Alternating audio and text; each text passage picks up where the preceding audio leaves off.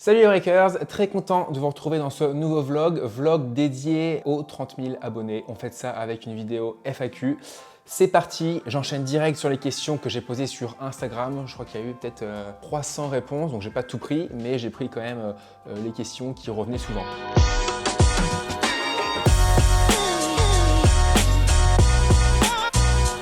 Alors, première question, l'adducteur ça va? De Joe-VLTT. Écoute, ça va, ça fait 2 semaines que je me suis blessé, je récupère bien, je soigne bien, je suis en semaine à Caen parce que je connais le kiné ici, ça fait 10 ans qu'il me suit. Puis le week-end, vu qu'il bosse pas, je suis à Paris et je vois mes amis. Sinon, je fais beaucoup de gainage pour renforcer la ceinture pelvienne. C'est elle qui retient l'adducteur, donc renforcement à fond là-dessus. Étirement à fond sur mollets, cuisses, ischio, fesses, pour le bas du dos, hein. De toute façon tout ça c'est relié, donc voilà. Mais ça va mieux, j'ai dit que je reprendrai les tournois 5-6 mars, finalement je repousse d'une semaine pour être sûr et pour encore bien me renforcer et pour plus me blesser pendant encore 5, 6, 7 ans. Et les breakers, surtout si vous kiffez la chaîne et si vous voulez suivre l'aventure sur le circuit ATP avec moi, n'hésitez pas à cliquer sur le bouton s'abonner. J'ai encore vu la stat que je mets ici d'ailleurs, 71% des gens qui regardent la chaîne ne sont pas abonnés. Ça me rend fou, ça me rend fou. Surtout les breakers, abonnez-vous, c'est super important. Allez, je passe à la prochaine question. Question numéro 2, prochain tournoi de Luca.Garrigu. Challenger ou futur? Eh bien, c'est la semaine du 14. Donc je vais sûrement être dans les qualifs le 12-13 à Poitiers. Soit ça, c'est un 15 000 $, soit Portugal, un 25 000 $, mais je serai dans les qualifs. Sachant que si je fais Poitiers, d'ailleurs, je fais Toulouse.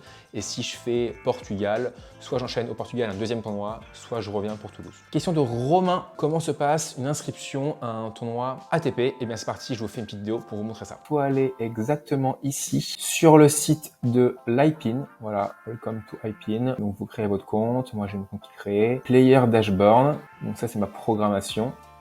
Voilà, donc vous voyez, je suis inscrit au Portugal la semaine du 14 et aussi à Poitiers. Et la semaine d'après, je suis inscrit à Toulouse et à Quinta do Lago au Portugal. Et pour s'inscrire, on va ici, tournament de calendar. Et voilà, si vous voulez faire Créteil, vous vous inscrivez ici, voilà.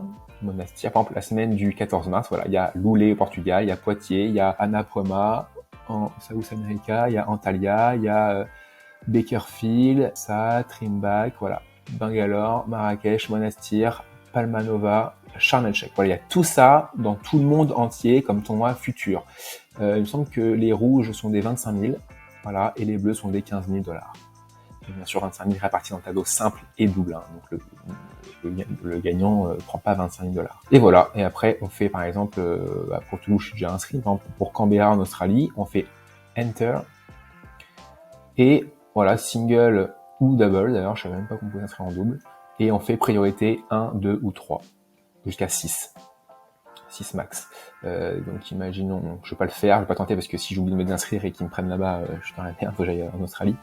Donc cancel, mais voilà, faut s'inscrire et voilà. Et à l'année, ça coûte, je crois, 60 $. Donc pas grand chose comparé aux frais qu'on a sur le circuit ATP. Question numéro 4 de Jules.Barilski. Feras-tu des vlogs de tous les tournois ATP? Oui, c'est l'objectif principal. C'est le projet global de ce qu'on va faire, c'est documenter ma vie, même sur le circuit ATP, d'où le vidéaste qui va me suivre à plein temps. Question 5, qu'est-ce qui t'a fait revenir? Eh bien, c'est l'Open de Caen, où j'ai vraiment très bien joué. Je bats Ohang, 180 mondial, Pouille, 155e mondial, ancien 10e, vous connaissez, Goffin, ancien 7e mondial, il était 39e quand je l'ai battu, et Hugo Humbert, je crois qu'il était 35e quand je l'ai battu. Donc ça, plus vraiment tous vos commentaires qui m'ont poussé à rejouer le circuit, à tenter une dernière fois en fait quoi. Ça m'a vraiment poussé et c'est pour ça. Et je trouve le projet vraiment excitant avec la communauté qui fait que de s'agrandir. Question numéro 6, pourrais-tu faire une vidéo sur le système des points sur le circuit ATP? C'est parti, je te fais ça. 15 000 $, le vainqueur prend 15 points. 8 points pour le finaliste, 4 points pour le demi-finaliste. Quart de finale, donc si tu as gagné 2 matchs, tu prends 2 points. 16e de finale, si tu as gagné un match, tu prends 1 point. Si tu pars au premier tour, tu as 0 points, malheureusement. Voilà, ça monte. 25 points pour 25 000. Challenger ensuite, 50 000, 80 000, 90 000, 100 000, 110 000, 125 000. On prend le vainqueur prend le nombre de points de la dotation, hein, donc 50, voilà. Et par contre, en Challenger, à partir des qualifs, comme Cherbourg j'ai fait, donc 80 000 $ ici, j'ai passé le premier tour, j'ai pris 2 points, je me suis qualifié, j'ai pris 4 points, et ensuite j'ai perdu au premier tour au final, j'ai pris que 4 points ATP. Donc voilà, et pour un ordre d'idées, par exemple, Jules Marie ATP, vous voyez sur ma fiche. Donc là, il y a Ranking Breakdown ici. Et là, on peut voir un peu tout, les stats. Donc, je suis 1155e mondial. J'ai 7 points ATP. Donc, j'ai été, si on va, je crois, dans Overview, on peut voir que j'ai été 228e en 2015. Et donc, on peut voir aussi le ranking history. Voilà, 228. 9 mars 2015, la belle époque. Ensuite, Ranking Breakdown, et là, on peut voir du coup les points à tel tournoi, telle date, etc. Donc, par exemple, Cherbourg, 7 février 2022, je perdrai les points de Cherbourg, je perdrai les 4 points de Cherbourg le 13 février 2023. Un an après le tournoi de Cherbourg. Plaisir, 3 points. Voilà, donc là, j'ai 3 tournois pris en compte. Mais si on va sur Antoine Hoang, 215e joueur mondial, donc Antoine, hop, vu qu'il joue presque toutes les semaines, plus gros tournoi, voilà, c'est 70-35 en grand chelem. Et sinon, ces autres tournois, c'est voilà des challengers, 29, 23, 13, 10, etc. Donc, il sait quand il va perdre les points. Donc, par exemple, là, 10 points, voilà, si la même semaine, un an après, il prend 20 points, bah, il prendra que 10 points. Parce que celui-là s'enlèvera et il prendra 20 points. S'il prend 0 points, il perd 10 points. Et donc, voilà. Donc, en fait, ce qui est dur à comprendre, enfin, ce qui est dur, et vous savez sûrement pas, c'est qu'en fait, on prend les 18 meilleurs tournois de l'année. Donc, c'est ça qui complique, en fait. C'est que si on joue 50 tournois dans l'année, on prend pas les 50 meilleurs tournois, on prend les 18 meilleurs. Et donc ici, il peut y avoir des points aussi non comptable tournament. Donc là, c'est 2. Mais moi, à l'époque, je sais que là, j'avais peut-être 5, 3, 2, 1, 1, 1, 1. C'est-à-dire que si là, il perd 5 points, il perd pas 5 points puisque le 2 va venir remplacer le 5. Donc, il perdra que 3 points finalement. Pareil, par exemple, là, s'il perd ses 70 points, eh bien, ça va s'enlever. S'il a pris 0 points la même semaine, un an après, il perd 70 points, mais le 5 ici va aller en haut et le 2 va arriver à la place du 5. Donc en fait, il perd 68 points et pas 70. Donc voilà, ce qui est dur, c'est qu'il n'y a que 18 meilleurs tournois pris en compte les breakers. Donc voilà pour ce système de points ATP. J'espère que vous avez tout compris. J'ai essayé d'être clair. Qu'est-ce que j'ai pas dit? Qu'est-ce que je peux dire d'autre? Vous avez vu Antoine, il a 276 points ATP, il est 215e mondial. Donc vous voyez que moi, je peux faire que les futurs au début, puisque mon classement le permettra. Vous avez vu que voilà, si je gagne un 15 000 $, ce qui est quand même assez dur, mais ce qui est bien sûr pas possible avec mon niveau de jeu en ce moment, bah, je prends 15 points.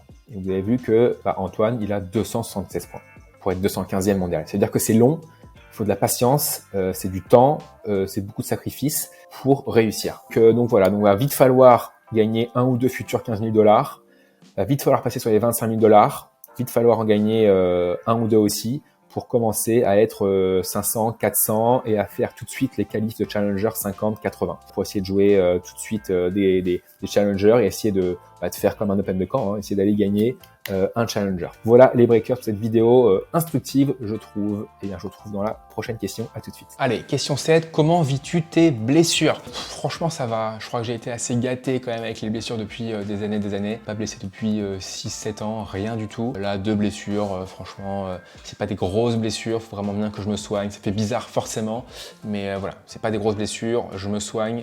Et après, on enchaîne. Comptes-tu t'entourer d'un coach pour te suivre ou un kiné? Alors déjà, il y aura le vidéaste sûr. Ensuite, un coach, peut-être pas tout de suite. Peut-être plus un kiné, effectivement.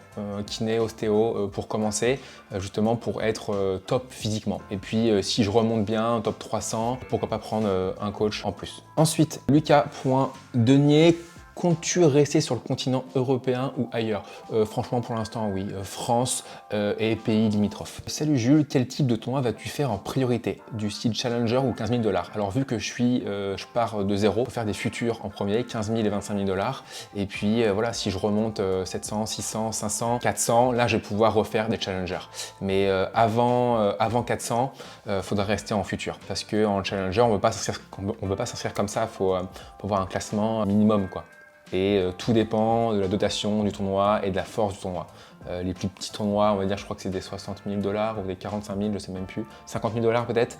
Peut-être qu'en étant 400, je peux rentrer dans le tableau final. Les qualifs sûrs, je pense. Par contre, quand tu arrives vers les 80 000 $, 90 000 $, 100 000 $, et bien là, en étant 400, c'est compliqué d'arriver dans le tableau final. Impossible. Et les qualifs, je suis même pas sûr, peut-être. Tout dépend en fait de la dotation du tournoi.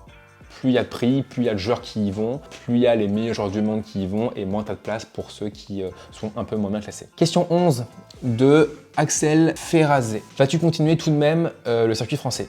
Eh bien non. Voilà, l'objectif est vraiment de reprendre à 100% le circuit ATP. Sacha, wildcard qualif Roland, est-ce que c'est possible? À moins de gagner 3 futurs d'ici là et un challenger, je ne pense pas que ce soit possible. Si je gagne 3 futurs, si en challenger je joue très bien, eh bien pourquoi pas? Rien n'est impossible, mais pour l'instant, non. Question numéro 13, est-ce que tu n'as pas peur qu'il y ait un petit gap mental que tu ne perçois pas entre le circuit CNGT et l'ATP? Alors clairement, je le perçois puisque j'ai fait le circuit ATP, j'ai fait les deux. Je pense pas qu'il y ait de gap mental, non. Franchement, j'y vais vraiment tranquille, sans me prendre la tête forcément comme avant. Franchement, c'est un plaisir d'y aller. Je sais que vous êtes là, vous me soutenez à 100%. Je vais faire forcément de mon mieux. Vous l'avez vu sur toutes les vidéos que je fais, sur tous les matchs, vous voyez que je suis à 100% à chaque fois sur chaque point. Donc ça, il n'y aura pas de souci de ce côté-là. Mentalement, c'est que du plus. Voilà, c'est vraiment, je vais faire 1 an, 2 ans, peut-être 3 ans, ça marche bien. Voilà, pour finir, je pense, ma carrière tennistique. Et donc, voilà, c'est que du bonus, c'est que un plus. Et ça va être vraiment top. Donc non, pour l'instant, aucune pression mentale, vraiment. Ça serait la pire des choses à avoir, je pense. Question numéro 14. Pouloulou. N'es-tu pas trop stressé ou peur de ne pas répondre aux attentes placées en toi? Je suis pas sûr qu'il y ait des attentes. En vrai, je pense que vous avez tous un esprit bienveillant envers moi. Bien sûr, vous aimeriez tous que je sois top 200, que je fasse les grands chelems. C'est l'objectif principal et je vous assure que si je joue comme en ce moment, je vais y arriver. Mais non, pas peur, pas stressé, les attentes placées en moi. Je pense que vous avez juste envie de voir les vidéos sortir, suivre un peu la série, voir un peu l'évolution, la progression. Clairement, je ne reprendrai pas le circuit si je pensais pas arriver top 300. Donc clairement, voilà, moi je suis assez confiant. L'objectif Grand Chelem, je pense qu'on va y arriver, vraiment. Jusqu'à quel niveau tu penses pouvoir remonter objectivement? Bon courage, Jules, de Alexandre.Daniel, qui a été notre monteur durant les premiers vlogs. Bah écoutez, clairement en ce moment je joue très bien, hein. J'ai battu voilà, les 4 joueurs à l'Open de Caen, j'ai fait Cherbourg où j'ai battu 236e mondial qui s'est qualifié à l'Open d'Australie, 6-2, 6-1.